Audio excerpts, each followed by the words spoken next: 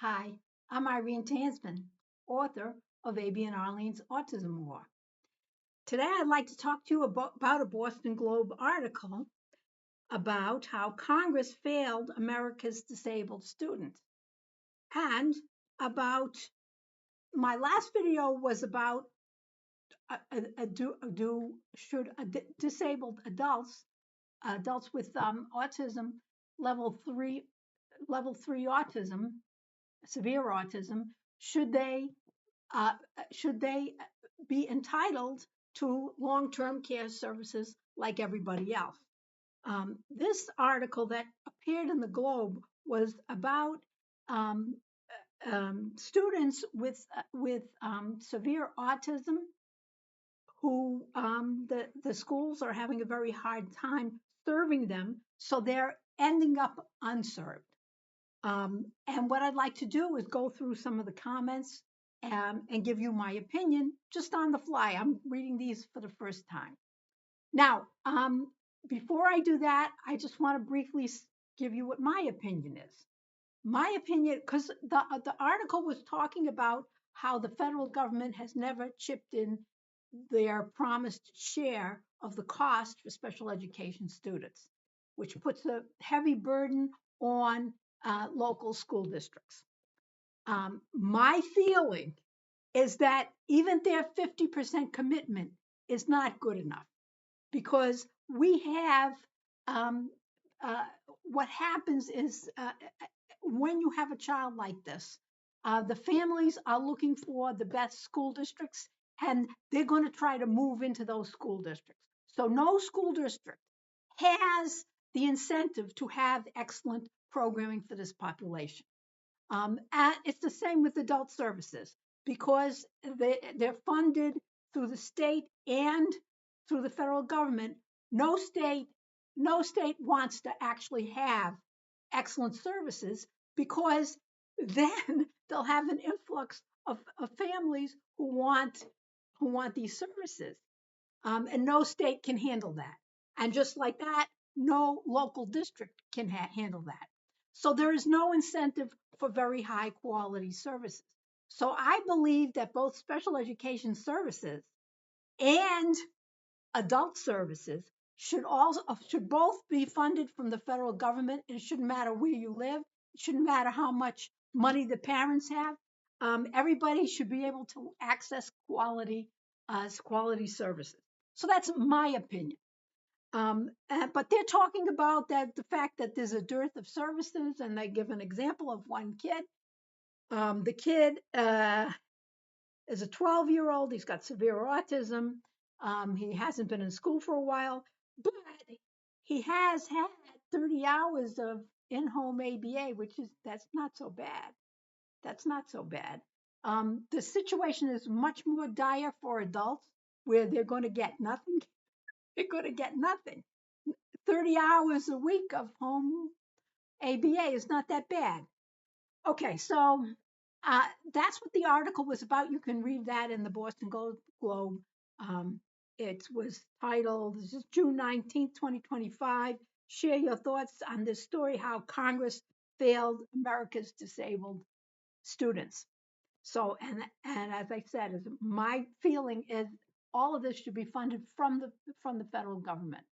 I also think that well, let me read the comments and then I'll tell you more. Okay, so here's a comment here. Special education does not work. It would be nice if the federal government could pour tax money into these schools and rehab these kids. But these kids aren't fixed after years of special ed teachers working with them. It's another woke fairy tale. Okay, let me unpack this. The purpose of education, whether it's special education or whether it's regular education, is not to fix the person. It's to educate the person so that the person learns what they need to know um, for their adulthood. Now, um, special education kids are entitled to free and appropriate education. So, what is appropriate for these students might not be the same as what's appropriate for your typical student. That's not the purpose of education is not to fix anybody. It's to teach them skills that they're going to need in their adulthood. We know that if somebody has autism, it's lifelong, and it's not usually fixable. So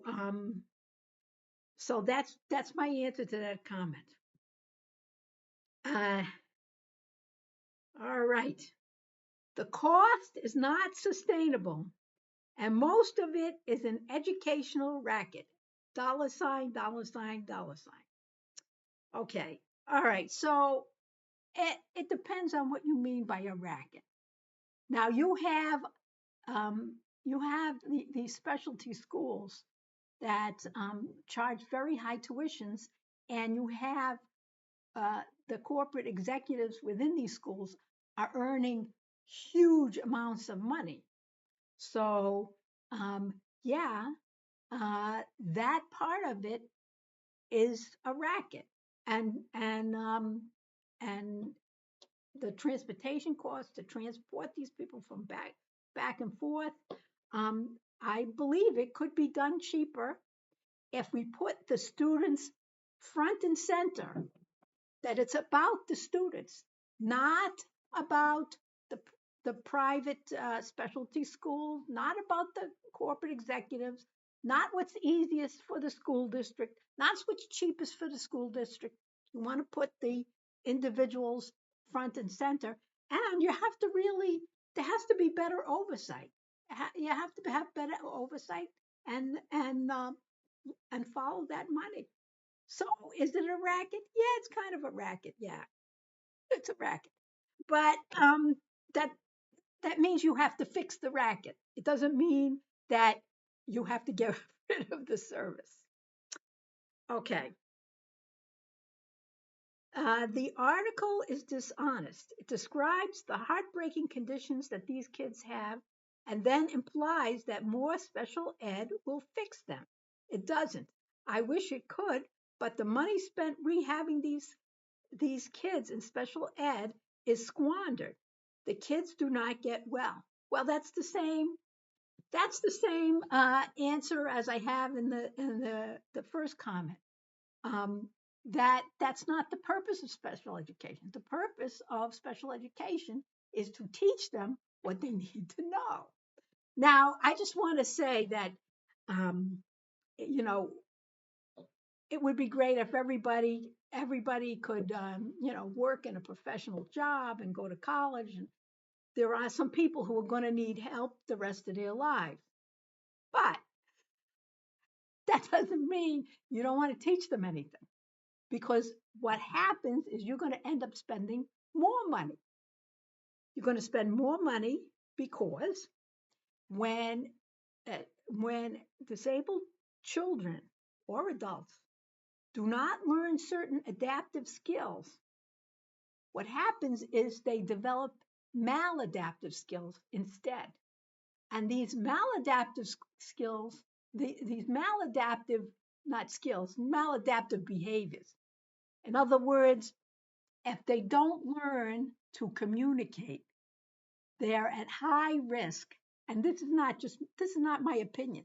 This is we know that this we know this to be true. We know this to be scientifically true. If they uh, don't develop a communication, they are at very high risk for developing maladaptive behaviors. If they don't learn how to accept no, and we know how to teach this, many of them go through the special education system, and nobody's even bothered to try to teach it. We know that if they don't learn to accept no, then they're going to have maladaptive behaviors. Um, we know that a lot of these folks can learn to do their activities of daily living. That it's not really emphasized all that much. They need safety skills. They need different They need different education than what is normally taught to typical kids. So they need appropriate education, but it's not going to fix them. What it's going to do is it's going to help them lead a better life, and it's going to be less costly to the taxpayer in the end. You have a child who can't dress themselves, can't brush their teeth, has tantrums all over the place. If you teach them how to dress themselves, how to brush their teeth, how to communicate, and their behavior is very nice, in the end, it will cost less money to take care of them. So that is the advantage to somebody like this. This is somebody who really doesn't care about, this person is, centered around themselves. And they go, well, why should I pay this money? Why should I pay this money to help this person? This person's never going to be like me. No, the person is never going to be like me, but like you, but the person can improve, can learn, and you will benefit from that by having to pay less taxes to support this person in the end. Now, is there a cheaper way? Yeah, Hitler came out with a cheaper way. They just killed all these people. Well, I think we're better than that. Okay. Um, this story is sad on so many levels. Sad for kids like Dante and their families who aren't receiving the support they should without a fight. Yeah, the fight is terrible. It's terrible that people have to fight for this kind of thing. Um, you have education for everybody. You cannot say, well, except for these people. That's discrimination. Sad for regular education kids who are being put in bigger and bigger classrooms with less electives because of spiraling costs of special education. Okay, that is a very interesting statement because that shows the kind of discrimination that families face because this is funded the way it's funded. This person believes that because special education kids are receiving help, that her kid isn't getting what her kid needs. And that causes unbelievable discrimination against these families who are going through enough as it is. That's why there has to be a different kind of funding for this. It really should not be funded through the local school system. This should be avoided. Of course, that's my opinion. Nobody's listening to me except for my viewers. All right. And nobody wins and everyone loses with unfunded mandates.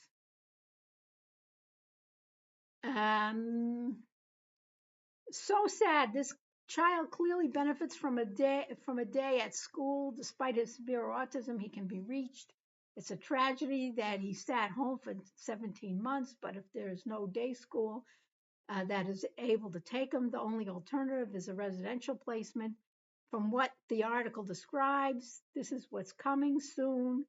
In a few years, he will be bigger and heavier than his mother, and she will no longer be able to manage his outbursts at home.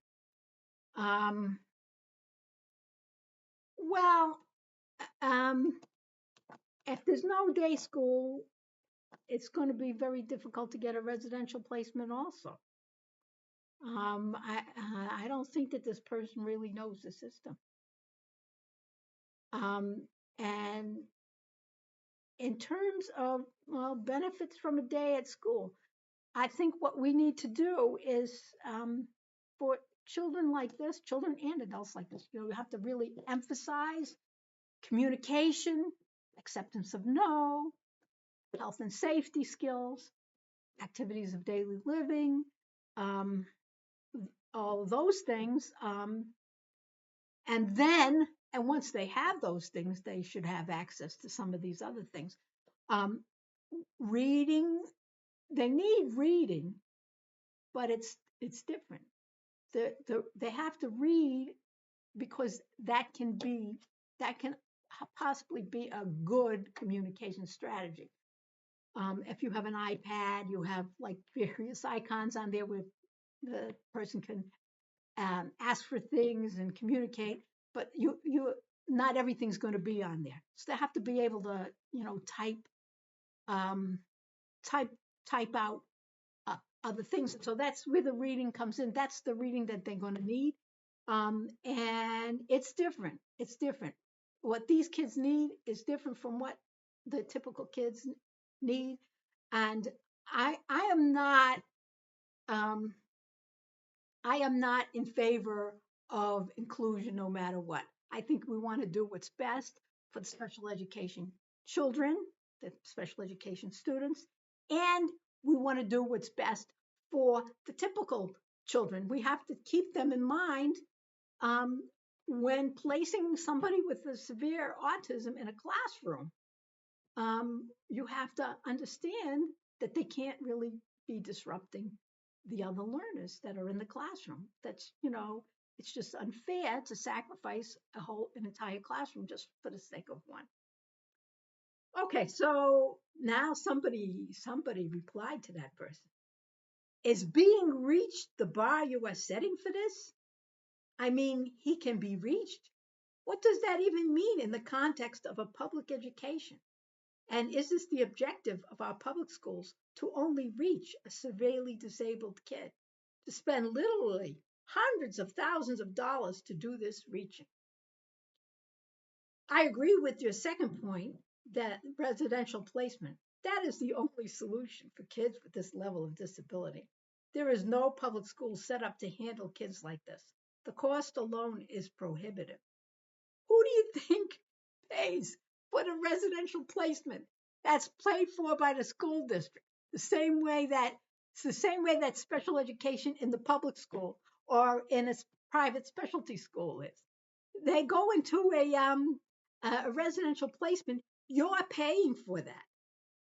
This person does not know what they're talking about. Okay, so my video has gone on for more than 15 minutes. I hope it's been helpful to you, and I'll see you in the next one.